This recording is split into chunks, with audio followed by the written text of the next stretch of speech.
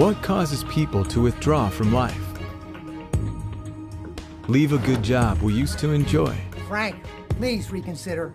Please. Or give up on the passions that used to mean so much to us. And why, in these circumstances, do we feel a loss of integrity and self-respect? Well, these things don't just happen. I quit! In Scientology, it was discovered that there's an actual mechanism which causes people to withdraw from others, or their careers, their groups, and even their dreams.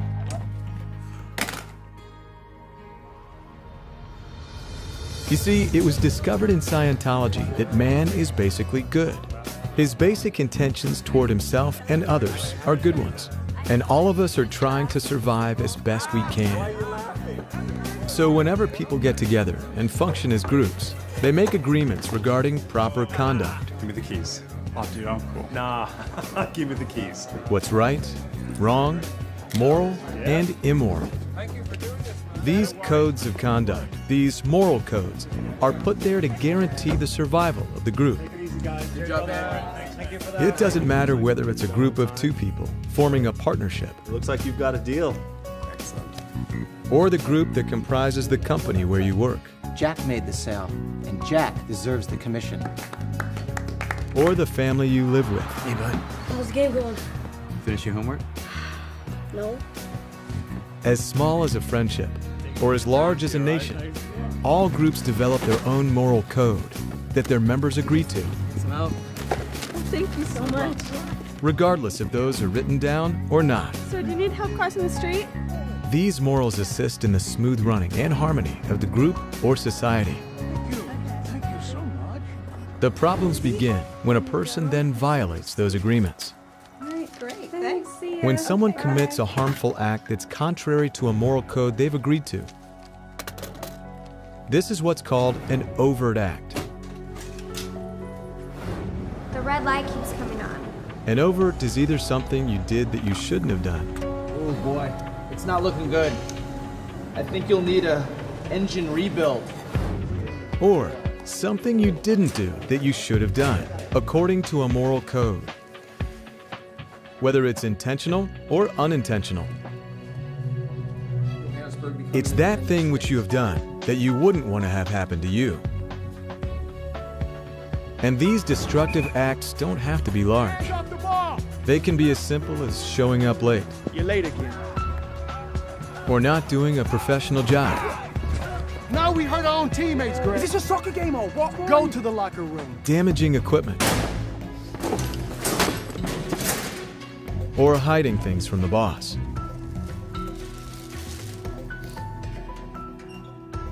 You don't have to be engaged in an outright destruction of the group to be committing harmful acts. Now, when a person commits an overt against someone, they often feel they can't tell them about it for fear of the consequences. So, they withhold it. I hope you're being gentle with those crystal glasses. They belong to my grandmother, you know. Absolutely, ma'am. Packing them safe and sound. A withhold is an overt act that a person has committed that he or she isn't talking about. But by withholding the overt, something interesting occurs. Good morning, Beverly. Good morning. They fall out of communication with the person or things they've harmed to some degree.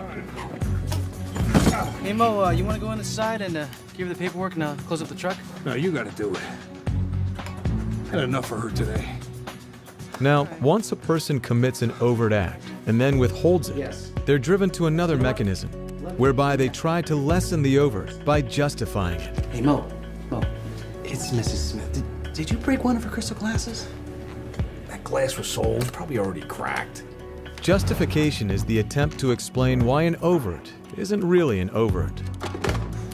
She said that thing was really valuable. What? She's crazy. Besides, she had tons of them. They were all dusty and never been used. I mean, what is the big deal? This is usually done by finding fault with the person or thing that was harmed. Oh, hi. You know, I just don't trust him. Don't you think he's up to no good? Don't you think it's strange how he's always just acting so nice? One makes less of them to make less of the overt. Frank, you can't leave. You're a great teacher. The kids love you. These kids don't love me or any other teacher, Bill. We're kidding ourselves. They don't want to learn. None of them want to learn. They're impossible. I just can't do it anymore. If you hear someone being really critical of another, you're probably looking at someone who has committed an overt on that person.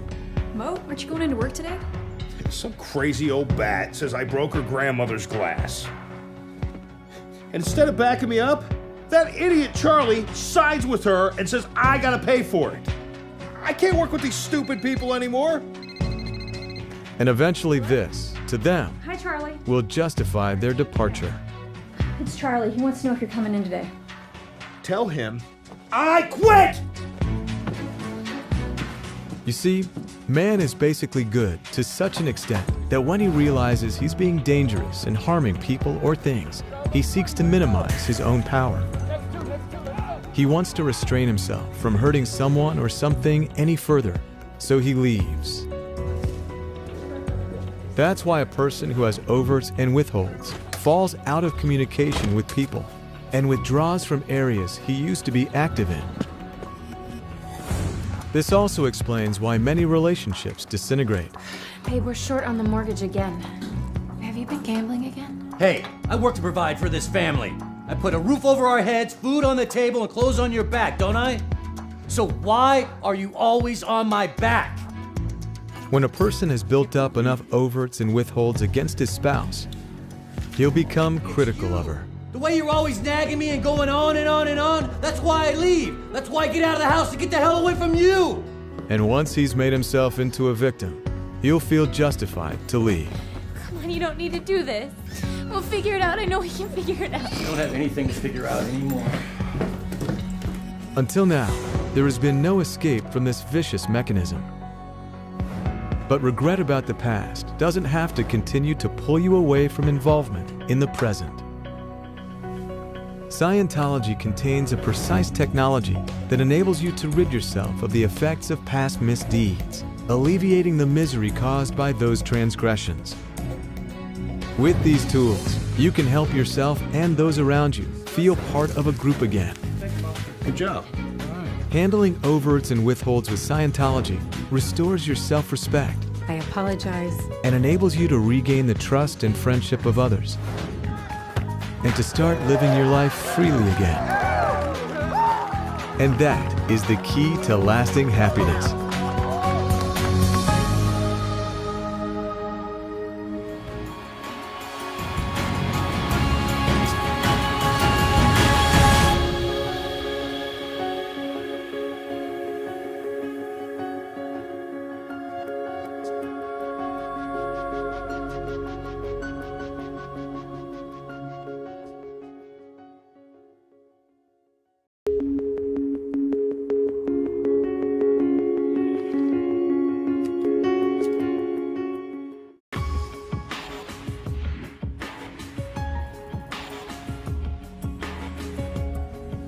The word Scientology comes from the Latin skio, which means knowing in the fullest meaning of the word, and the Greek word logos, which means study of.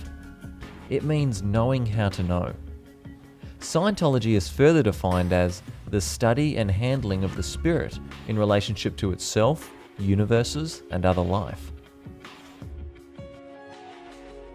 What goes on in a Scientology church? Scientology churches are vibrant centers of activity. Each church of Scientology provides numerous religious services and materials through which individuals may pursue their studies of Scientology. The following offers a glimpse inside a Church of Scientology.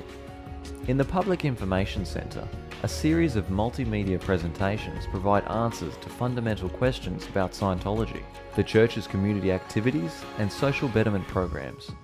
Visitors are welcome to explore at their own pace and learn for themselves about Dianetics, Scientology, and the church's outreach activities. Testing. Among the introductory services offered in every Scientology church is free testing. With the results, an individual can learn about themselves and areas in which they could improve. While in answer, the church provides an array of introductory courses to assist individuals to improve their lives and better conditions. Auditing, from the Latin audire, meaning to hear or listen, is the name given to a range of Scientology procedures intended to help people become aware of their spiritual nature and more able in life. Auditing can be ministered to a group, such as at a Scientology Sunday service, or to an individual on a one-to-one basis. A person can also minister certain auditing to himself. All Scientology churches have rooms designated for auditing. How do Scientologists view life? As a game in which everyone can win and no one need lose. Scientologists are optimistic about life and believe there is hope for a saner world and better civilization, and are actively doing all they can to achieve this. In what way does Scientology differ from other religions? While Scientology shares much in common with other religions, as regards basic religious concepts and a mandate to improve society, the most valuable asset Scientology offers is an actual technology for achieving greater spiritual awareness. Moreover, while many religions promise salvation in the hereafter, Scientology offers certainty of eternal salvation now. Then too, Scientology makes it possible for any religion to attain its goals, and is therefore a religion of religions. Can Scientology do anything to improve the world situation? Yes, and it does so every single day, by making the able individual in society more able and more certain of his spirituality and abilities, by helping people through its religious and social reform programs, by countering drug abuse, criminality, and illiteracy, while simultaneously promoting morality and human rights. By all this and more, the Church of Scientology is indeed improving the world situation.